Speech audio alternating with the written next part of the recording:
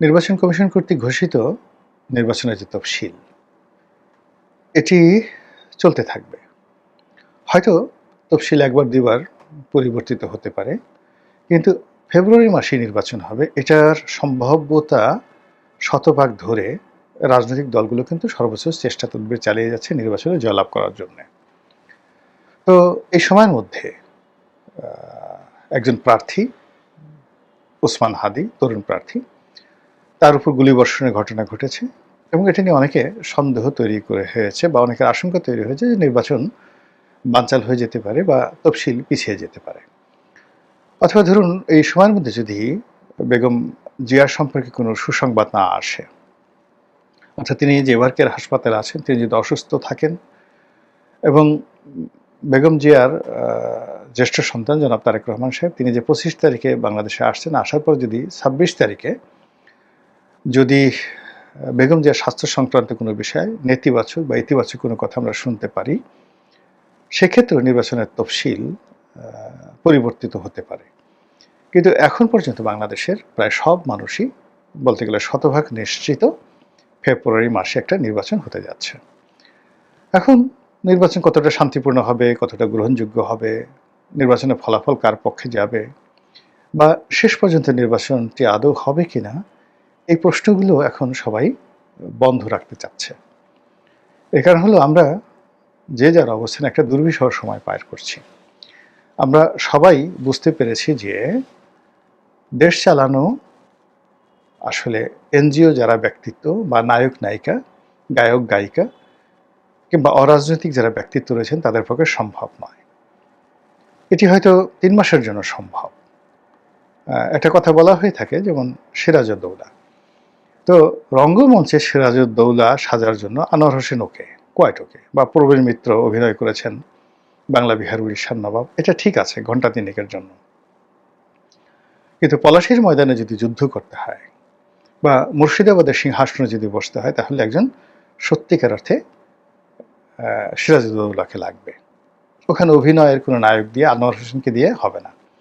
মানে আনোয়ার হোসেন বা প্রবীর মিত্র, তারা যদি প্র্যাকটিক্যাল লাইফে পলাশীর ময়দানে তাদেরকে বসিয়ে দেওয়া হতো, এক একজনের কাপড় চোপড় নষ্ট হয়ে যেত রীতিমতো। এটা হলো রিয়ালিটি।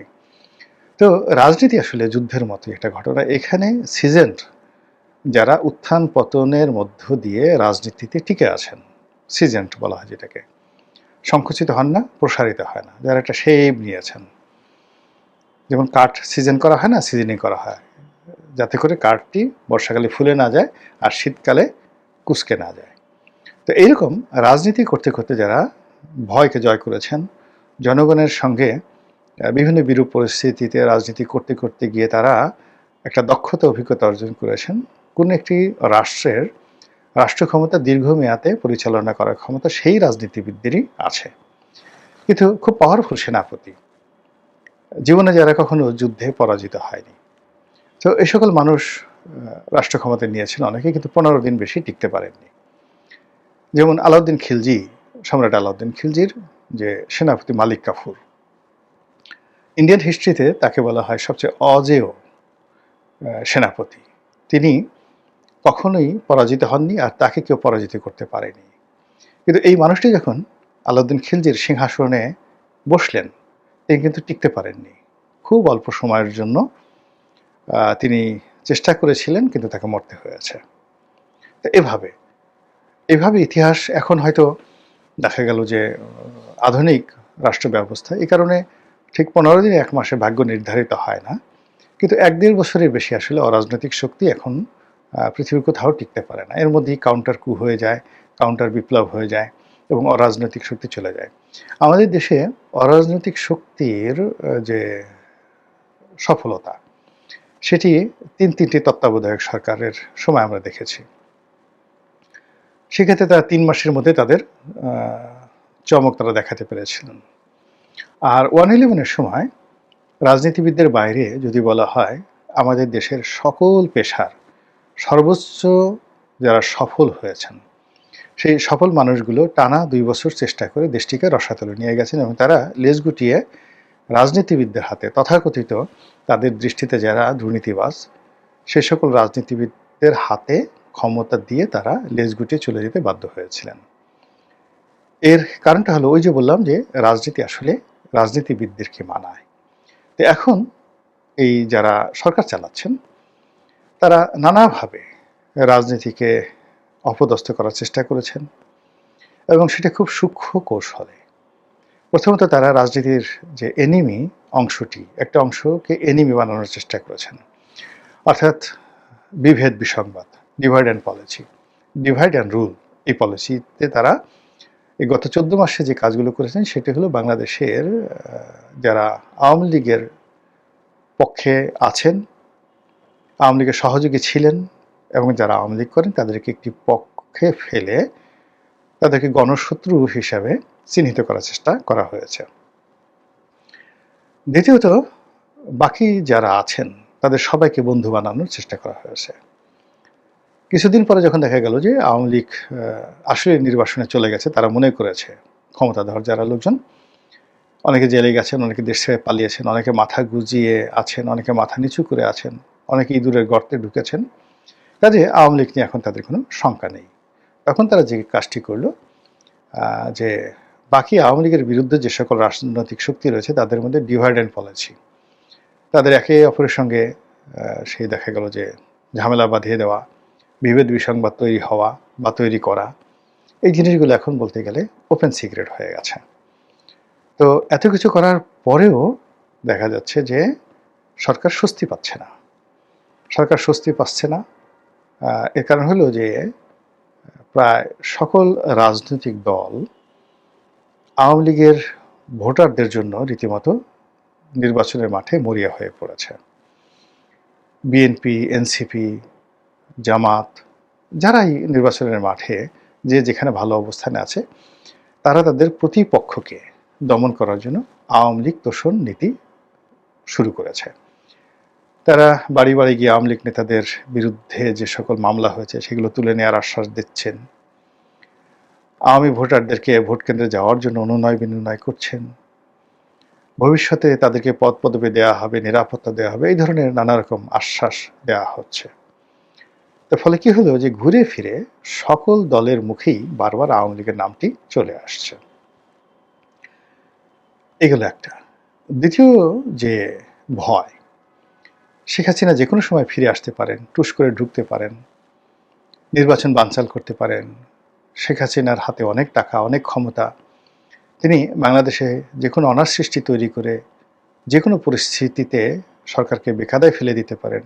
এই আতঙ্কের মধ্যেও বারবার শুধু আওয়ামী লীগ আর শেখ হাসিনার নামটি আওয়ামী বিরোধী যে শক্তি সমূহ রয়েছে তারা বারবার উচ্চারণ করছেন।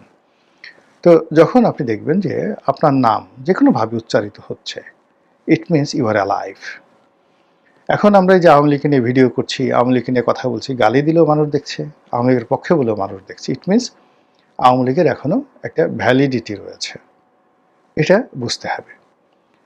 এরপর আরেকটি ঘটনা হলো যে রিফাইন্ড আওয়ামী লীগ, মানে একটা পরিশুদ্ধ আওয়ামী লীগ, রিকনসিলিয়েটেড আওয়ামী লীগ, অথবা সেই যে 1/11-এর সময় সংস্কারের কথা বলা হচ্ছিল ওইরকম একেবারে সংস্কারযুক্ত একটি আওয়ামী লীগ গঠন করা হবে সরকারের মদদে, সেনাবাহিনীর মদদে, পশ্চিমাদের মদদে, এবং তারা এই সময় ইলেকশন করবে। এই আতঙ্ক রাজনৈতিক দলগুলোকে কিন্তু পেয়ে বসেছে। এখন অনেক আওয়ামী লীগের জনপ্রিয় প্রার্থী রয়েছেন, তো তারা যদি এইভাবে একটা রিফাইন্ড আওয়ামী লীগ নিয়ে আসেন তাহলে পুরো নির্বাচনের মাঠের যে ফলাফল, এই ফলাফলটা ওলটপালট হয়ে যাবে। ফলে কি হলো, রাজনৈতিক দল এবং সরকার আওয়ামী লীগের ব্যাপারে এখনও কোনো মানে স্টেডি বলতে যেটা বোঝায় একেবারে স্থির এবং দীর্ঘস্থায়ী একটা কোনো সিদ্ধান্ত নিতে পারছে না। সকালে এক ধরনের সিদ্ধান্ত নিতে যাচ্ছে, আবার বিকেল অন্য সিদ্ধান্ত নিতে বাধ্য হচ্ছে। এর বাইরে সবচেয়ে ভয়ঙ্কর যে জিনিসগুলো হচ্ছে সেটা হলো সরকারের পক্ষ থেকে যেটি বলা হচ্ছে, যে সকল আওয়ামী লীগ নেতা রয়েছেন যারা জনপ্রিয়, যাদের মধ্যে মামলা নেই, যাদের বিরুদ্ধে মামলা নেই, মোকদ্দমা নেই, অভাব নেই, অভিযোগ নেই, এ সকল ক্লিন ইমেজের লোক যদি নির্বাচন করতে চায় তাহলে সরকারের আপত্তি নেই। এটাও কিন্তু একটা ভয়ঙ্কর মেসেজ আওয়ামী লীগ বিরোধী শক্তির জন্য। এর কারণ হলো এখন স্বতন্ত্র দাঁড়ান আর রিফাইন্ড দাঁড়ান, যদি শেখ হাসিনার পক্ষ থেকে বাধা দেওয়া না হয়, আওয়ামী লীগের যে এই মুহূর্তে যে কমিটি, বৈধ কমিটি আছে, সেই কমিটির পক্ষ থেকে যদি বিষোদ্গার করা না হয়, তাহলে রিফাইন্ড হোক কিংবা ধরুন স্বতন্ত্র হোক, নির্বাচনের ফলাফলটা ঠিক পাকিস্তান ইমরান খানের পার্টি যেভাবে ভালো করেছে ওভাবেই হয়তো একটা পরিবেশ পরিস্থিতি বাংলাদেশে তৈরি হয়ে যাবে। অর্থাৎ বহু সংখ্যক প্রার্থী, এমনকি তারা যদি ব্রুট মেজরিটি পায় ইমরান খানের মতো, এটাও কিন্তু আশ্চর্য হওয়ার কিছু থাকবে না। আর অন্যদিকে যদি সেটা নাও হয়, তাহলে আওয়ামী লীগের ভোটাররা যে পক্ষে যাবে সেই পক্ষের পাল্লা ভারী হবে। যেমন আওয়ামী লীগের ভোটাররা যদি বিএনপির উপর বিরাগ হয়, বিএনপিকে একটা উচিত শিক্ষা দিতে চায় এবং জামাতকে ভোট দেয়, তাহলে জামাত সরকার গঠন করবে। আবার অন্যদিকে যদি আওয়ামী লীগের প্রার্থীরা না থাকে, ভোটাররা যদি ভোট কেন্দ্রে না যায়, তাহলে ভোট জমে উঠবে না। এবং সেক্ষেত্রে যদি ভোটার উপস্থিতি নেহায়েত কম হয়, তাহলে আন্তর্জাতিক অঙ্গনে এই ভোটের যে গ্রহণযোগ্যতা, সেই গ্রহণযোগ্যতা অতীতের মতোই হবে, অর্থাৎ 2014, 2018 এবং 2024-এর মতো হবে। ফলে আপনি দেখুন যে যেগুলো অল্টারনেটিভ আপনি বাদ দেন, মানে ধরেন না কেন, আওয়ামী লীগকে বাদ দিয়ে কোনো নির্বাচন কল্পনাই করা যাচ্ছে না। অর্থাৎ একেবারে তৃণমূল পর্যায়ে যদি ধরেন যে কিচ্ছু নাই, শুধুমাত্র আওয়ামী লীগের ভোটার, সেই আওয়ামী লীগের ভোটার যারা, তারা ভোট কেন্দ্রে গেলেও আপনার জন্য বিপদ, আর যদি না যায় তাও আপনার জন্য বিপদ। দ্বিতীয় অপশনে গিয়ে যদি আপনি আসেন যে আওয়ামী লীগ যদি একটা রিফাইন্ড আওয়ামী লীগ গঠন করা হয়, সংস্কারবাদী একটা আওয়ামী লীগ গঠন করা হয় এবং তারা ফরমালি সারা বাংলাদেশে প্রার্থী দেয়, রীতিমতো কেয়ামত হয়ে যাবে রাজনীতিতে। থার্ডলি হলেও যদি রিকনসিলিয়েশনের আন্ডারে আওয়ামী লীগের যে সকল ইমেজ সম্পন্ন প্রার্থী রয়েছেন, তারা যদি স্বতন্ত্র ইলেকশন করে এবং সরকার সেখানে গ্রিন সিগন্যাল দেয়, আইনশৃঙ্খলা রক্ষাকারী বাহিনীর নিরাপত্তা দেয় এবং রাজনৈতিক দলগুলো বৈদেশিক চাপের কারণে এটা মানতে বাধ্য হয়, তাহলেও কিন্তু রাজনীতির যে হিসাব পুরোটা এলোমেলো হয়ে যাবে। ফলে যারা মনে মনে কলা খাচ্ছেন, খান, কোনো অসুবিধা নেই, কিন্তু গাছ লাগিয়ে যারা কলা খান, অর্থাৎ রাজনীতির ময়দানে যারা পরিশ্রম করেন, চষে বেড়ান, তারা খুব ভালো করে বুঝেন যে বাংলাদেশের পরতে পরতে দুটো রাজনৈতিক দল, বিএনপি, আওয়ামী লীগ, তারা কতটা শক্তিশালী। আবার বিএনপি আওয়ামী লীগের দল, এই দুটো দল যারা শীর্ষ নেতৃবৃন্দ রয়েছেন, তারা এই গত 15 মাসে তারা হাড়ে হাড়ে টের পেয়েছেন জামাত কি, কাহাকে বলে, কত প্রকার এবং তারা কি কি করতে পারে।